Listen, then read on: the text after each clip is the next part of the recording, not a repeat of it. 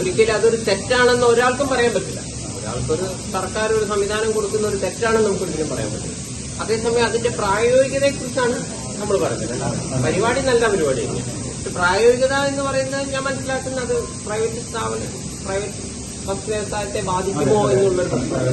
പിന്നെ രണ്ടാമത്തെ കാര്യം, അത് മിസ്യൂസ് ചെയ്യപ്പെടുമോ? ഞാനത് ഉറപ്പിച്ചു പറയുന്നത്, ഈ പെരിന്തൽമണ്ണ ഈ വഴിക്ക് ഞാൻ പലപ്പോഴും എന്റെ വീട് താമരശ്ശേരി വലശ്ശേരി സൈഡ് ആയതുകൊണ്ട് ഞാൻ പലപ്പോഴും താമരശ്ശേരി ഈ സൈഡ് കൂടെ വരുന്നത്. അപ്പൊ ഞാൻ സ്ഥിരമായി പോകുന്ന ചില എന്തെങ്കിലും എറണാകുളമൊക്കെ ഉണ്ട്, ഞാൻ സ്ഥിരം പോകുന്ന ചില ബസ്സുകളൊക്കെ ഉണ്ട്. അതൊക്കെ സാധാരണഗതിയിൽ പോകുന്ന ബസ്സുകളാണ്. 20-25 ആളായിട്ടാണ് ഈവനിങ് പോകുന്നത്. ഇപ്പൊ ഞാൻ ഈവനിങ് പോകുമ്പോൾ തന്നെ 70ഓളം ആളായിട്ട് കുത്തി നിറച്ചിട്ടൊക്കെ പോകുന്നത്. അപ്പൊ ഞാൻ ചോദിച്ചു, ഇത്രയും ആളുണ്ടാവില്ല. പിന്നെ ഇവിടെ സന്തോഷ് സാർ ഇതിൽ ടിക്കറ്റിൽ നിങ്ങളെ പോലത്തെ 10 ആളേ ഉള്ളൂ. ബാക്കി 60 പേര്, ഈ നിൽക്കുന്ന 10 ആളാണ് ടിക്കറ്റ് തന്നുള്ളൂ. ബാക്കി 60 പേരും ഇരിക്കുന്നവരും ഇല്ലല്ല. അങ്ങനെയാണല്ലോ വരിക. ഫസ്റ്റ് കയറുന്നവനാണോ സീറ്റ് ഇട്ട്. അപ്പൊ ഞാൻ ഇവിടെ പറഞ്ഞത് ഇരിക്കുന്നത് നിൽക്കുന്നതിനെ കുറിച്ചല്ല, അനാവശ്യമായ യാത്രകൾ നടക്കും. അതല്ലല്ലോ യെസ്, സർക്കാർ ഉദ്ദേശിക്കുന്ന ഒരു പോയിന്റ് നല്ലതാണ്. പക്ഷെ അതിന്റെ പേരിൽ ഇപ്പൊ കല്യാണം കഴിച്ച മകളെ കാണാൻ സാറേത് അച്ഛനും അമ്മയും വരുന്നതിന് പകരം നാട്ടുകാരെ മൊത്തം വിളിച്ചിട്ടാണ് വരുന്നത്. സ്ത്രീകളെ മാത്രമേ വിളിക്കുന്നുള്ളൂ, എല്ലാവരും കൂടിയാണ് വരുന്നത്. അപ്പൊ ഇത് നമ്മളെ ലൈവിലി നമ്മൾ കാണാണ്. നിങ്ങൾ തെറ്റല്ല കേട്ടോ.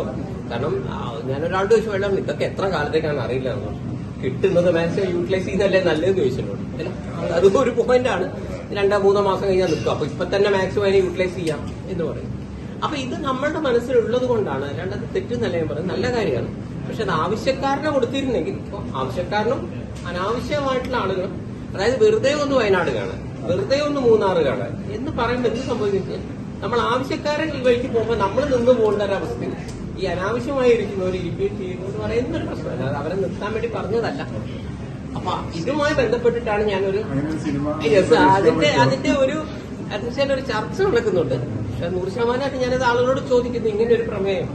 കാരണം കാസർഗോഡ് നിന്നിട്ട് തിരുവനന്തപുരം എന്ന് പറയുമ്പോൾ അങ്ങനെ ഒരു ബസ്സില്ല, അതൊക്കെ സൂപ്പർ ഡീലക്സേ ഉള്ളൂ. അപ്പൊ വേറെ ആളെ അവരെ ഉപദേശിക്കുകയാണ്, നിങ്ങൾ ചെയ്യേണ്ടത് കാസർഗോഡ് നിന്ന് കാഞ്ഞങ്ങാട് അതുവരെ പ്രിയദർശിനി ബസ്സുണ്ട്, കാഞ്ഞങ്ങാട് നിന്ന് പയ്യന്നൂര് അവിടെ വരെയുണ്ട്, തളിപ്പറമ്പ്, ഇങ്ങനെ ഒരു 15 ദിവസം എടുത്ത്. അപ്പൊ ഇതിന്റെ 2 രീതിയിലുണ്ട്. ഇങ്ങനെ ഇത്രയും ദിവസം എടുത്ത് പോകുന്നുണ്ടെങ്കിൽ ഇതിലും വെച്ച ഒരു 700 രൂപ കൊടുത്തിട്ട് ഒരു വ്യക്തിക്ക് നേരെ പോയാൽ പോലെ എന്നുള്ള ഒരു ചോദ്യവും 2 രീതിയിലുണ്ട്. പക്ഷെ ഒരു ചിന്തയാണ്, നിങ്ങൾക്ക് കേരളം മുഴുവൻ കാണണമെങ്കിൽ സർക്കാരിനെ ഒന്ന് ഉപയോഗിച്ചേ പറ്റുന്നുണ്ടെങ്കിൽ ഇങ്ങനെ ചെയ്യാം. അതേ ആ ഇതിൽ തന്നെ അതിൽ അവസാന കാര്യം പറയുന്നുണ്ട്, പ്രൈവറ്റ് വ്യവസായം തകരുന്നതും. എനിവേ നല്ല രീതിയിൽ വരട്ടെ. നല്ല പ്രൊജക്ട് നല്ലതാണ്. അത് കുറച്ചും കൂടെ ആവശ്യക്കാരൻ അല്ലെങ്കിൽ ഉപയോഗിക്കുന്നവനെങ്കിലും കുറച്ചും കൂടെ ബോധത്തോടെ യൂസ് ചെയ്തിരുന്നെങ്കിൽ നമ്മളെപ്പോലത്തെ ആൾക്കാർ ബസ് തിരക്ക് കൂടി കഴിഞ്ഞാൽ നമ്മൾ ചെയ്യുന്ന അവസാനം പ്രൈവറ്റ് ബസ് പോകും. അല്ല, ഞാൻ കോഴിക്കോട് നിന്ന് പാലക്കാട് നോക്കുന്നു, ഇത് നല്ല തിരക്കിനാണ്. എനിക്ക് അവിടെ പ്രൈവറ്റ് ബസ് ഉണ്ടല്ലോ.